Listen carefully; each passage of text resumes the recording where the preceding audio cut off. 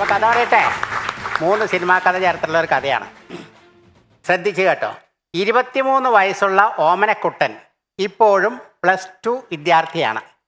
കൂട്ടുകാർ അവനെ മൂത്താപ്പ എന്നാണ് വിളിക്കാറ്.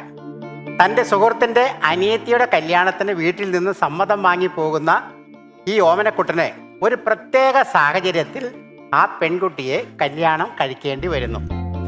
ഇത് വീട്ടിലറിഞ്ഞാൽ വലിയ പ്രശ്നമാകും എന്ന് മനസ്സിലാക്കിയ നായകൻ തൻ്റെ ഭാര്യയെ വേലക്കാരിയാണെന്ന് നുണ പറഞ്ഞ് വീട്ടിൽ കൊണ്ടുവന്ന് താമസിപ്പിക്കുന്നു.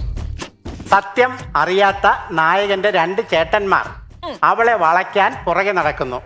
മൂത്ത ചേട്ടൻ വേലക്കാരി ആയിരുന്നാലും നീയൻ മോഹവല്ലി എന്ന് വരെ പറഞ്ഞു.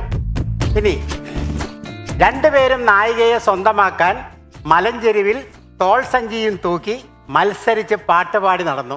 രണ്ടുപേരിൽ ആരെ സ്വീകരിക്കുമെന്ന കൺഫ്യൂഷനിലായ മീര മുറ്റത്ത് കളം വരച്ച് തുളസിയിലിട്ട് തൻ്റെ കാമുകനെ കണ്ടെത്തുന്നു.